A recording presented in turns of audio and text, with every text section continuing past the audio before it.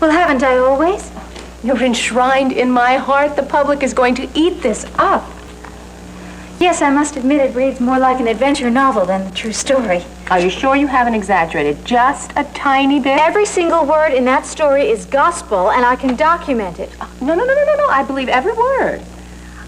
Erica, am I correct in assuming that there is a new man in your life?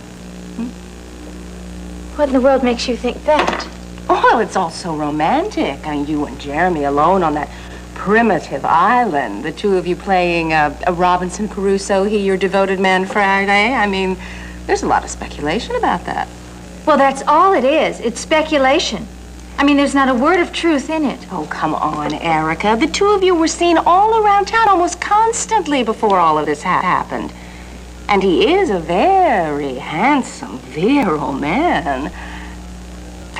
How long were the two of you stranded on that secluded beach? Audrey, the scoop in this interview pertains to Adam Chandler. It has nothing to do with Jeremy Hunter. Of course, Erica. And Adam was a brute to try to force his will on you, and he should be exposed. I am doing more than exposing him. I am going to prosecute him to the full extent of the law for all the rotten things that he did to me. You're not serious. Of course I'm serious. Why wouldn't I be serious? I have already contacted my lawyers here and in Canada, and they are investigating all the ways that this man could be put behind bars where he belongs. That will be the trial of the century. It certainly will. It will be a sensation. Now, I am dedicating myself to breaking this monstrous man once and for all. Oh, you poor darling. It must have been very humiliating. It was horrible.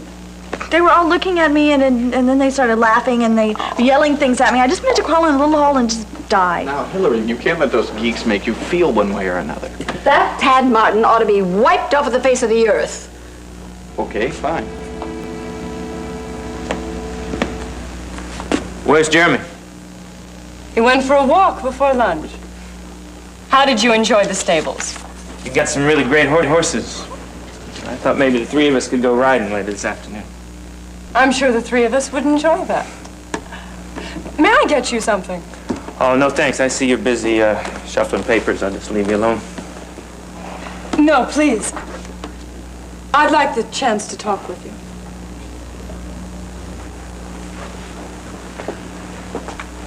To be quite frank, Larry, I'm a bit worried about Jeremy. Now, why is that? Well, he hasn't been himself since Erica left. I think maybe her sudden departure upset him. I wouldn't know. You haven't noticed a change in him? Moody, preoccupied? You know, to tell you the truth, I always found Jeremy to be a real deep thinker. Never could get much out of him myself. He and, Erica seem very compatible. Even his father remarked on what a nice couple they make. I wouldn't know about that either. You're not much of a conversationalist, are you? Not when it concerns something that's none of my business, no. You and Jeremy are friends. Yeah, we're buddies, yeah. Did he ever talk about his father? Or me? If you want to do a third degree about me, Natalie, why don't you simply come to me with your questions? I think I'll just go get ready for lunch. Of course.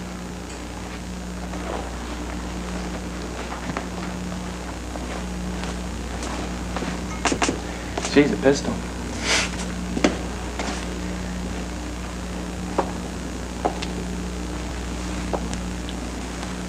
I don't like you interrogating my friend. You get so uptight about everything, Jeremy. I was only asking on behalf of your father.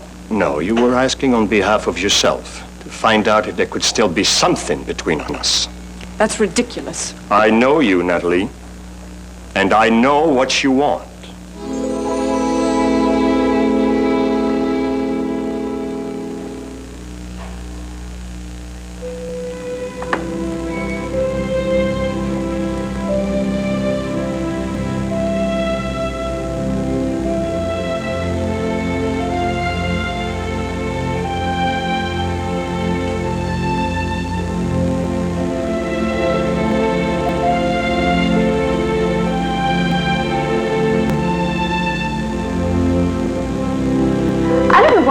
so upset before. I guess I just like to be in control. Why don't we have some of that good bread and cheese? I mean, come on, we don't want our picnic to go to waste. I'm getting hungry. How about you? Well, maybe a little tea. Good.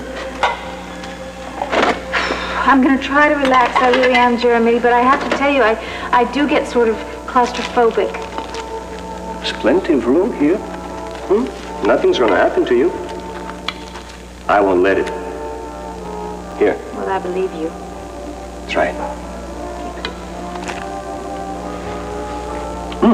It's delicious. You know what? If we keep a positive attitude, the whole thing could be fun. Well, I wouldn't go that far, but here's to a positive attitude.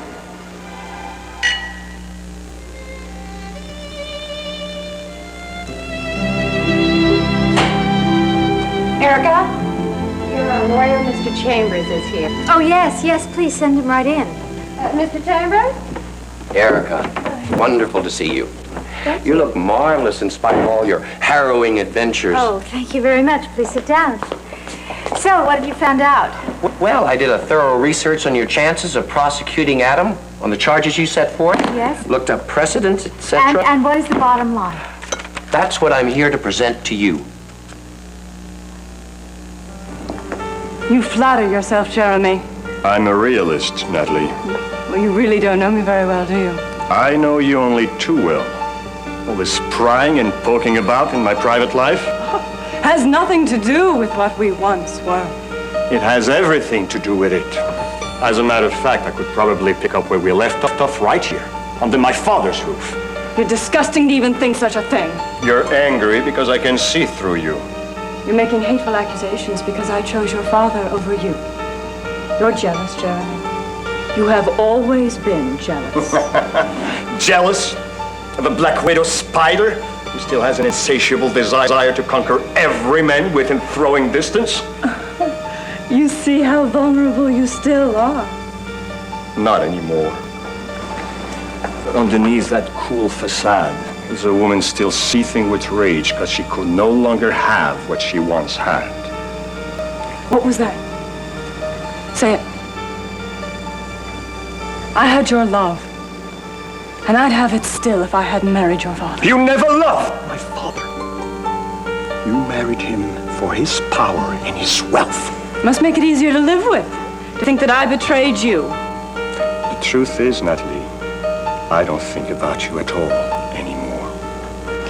Why are you saying these things when you know how much I love your father and how devoted I have been to him in every way? When and if you prove me wrong, I'll apologize. But I don't think I'm wrong.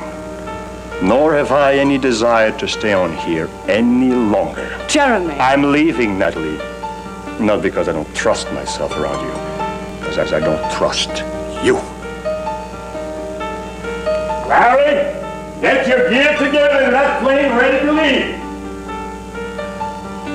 I'm not finished with you yet, Jeremy. Not yet. He's tried to rape me. He tried to kill me. Nevertheless, Anthony, this is ridiculous. There has got to be some way to prosecute. not in the criminal courts, Erica. But he is a criminal. Look, I have proof. Jeremy was there.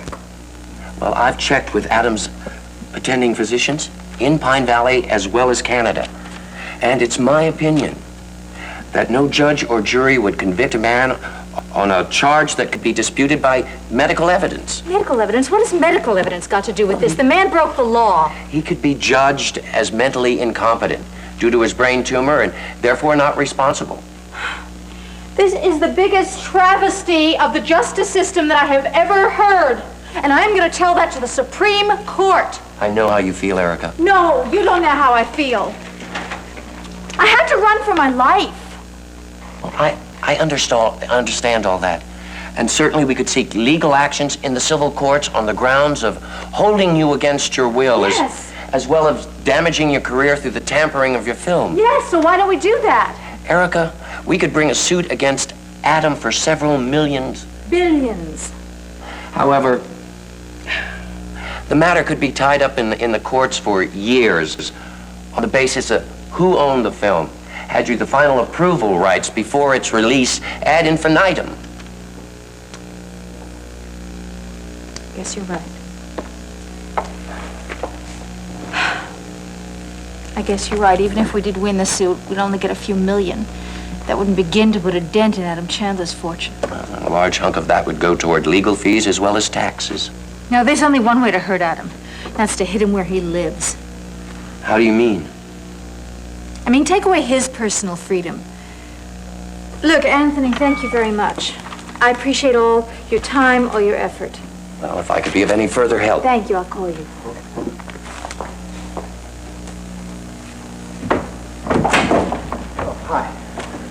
Erica, look, I'm desperately sorry for barging in, but Olive wasn't at her desk, and I need to talk. Ted! Oh, Ted! Life is just so lousy. Is something wrong? Everything is wrong.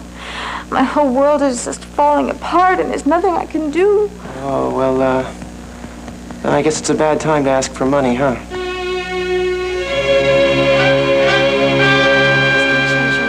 Well, see, that's what I'm hoping, but you see, Erica, skywriting comes kind of expensive. That's why I came all the way up here. To borrow money?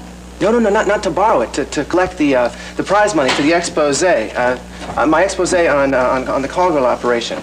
Considering what I've got there, I think I'm a shoo-in for the prize. I thought you were working on that article with Dottie, Ted. Are these for me? Oh, yeah, these are the dummies on next cover. I was working on that article with Dottie, but she dropped out, so I figured I'd carry on by myself. From what I understand, what you two went through together, I mean, no question, I agree. You're going to win this prize for this month, hands down. All right. However, the winners won't be announced till next week. Yeah, well, I mean, I figure, like I said, I figure I'm a shoo-in for the prize. I mean, why can't I just take it home now? Tad, that wouldn't be fair to the rest of the contestants. After all, they're employees of the magazine. They deserve the same consideration as you do. Well, they don't have to know. Tad, they are just as anxious to win as you are. All right? But they're just going to have to wait with you for the judges to make their decision. But it's a foregone conclusion. Listen, Tad, Dabney's right. I mean, we have to conform to the rules. I'm sorry. Well, you just do your skywriting next week. Erica, I can't wait till next week. I mean, I'll lose on this one. Please. Skywrite? Yeah, just a little surprise that Tad has planned for someone. Please, Erica. I really need this money. Couldn't you just bend the rules for me? Oh, Tad, I wish I could. I really do, but I can't. I'm sorry.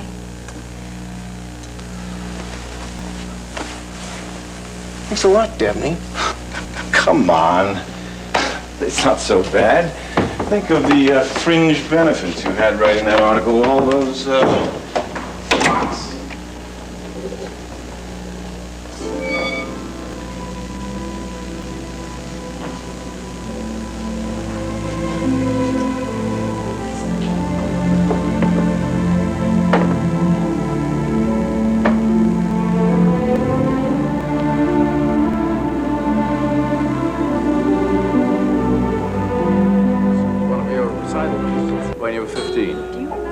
Father, that was only last year.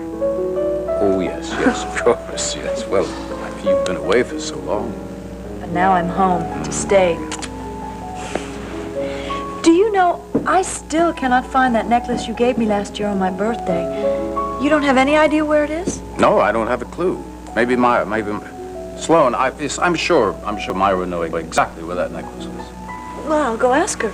Will you excuse me? Of course. I beg your pardon, Miss Nina, but I think you'll find Mrs. Murdoch upstairs. She and Flossie are sorting out clothes for the Goodwill. Well, I suppose I must get in touch with Cliff. I'm sure that necklace is with her other jewelry. Would you like me to go and fetch it for yourself? Oh, no, don't bother yourself, thank you. No, I think it's something that I had better do myself. As you say, Mr. Cortlandt.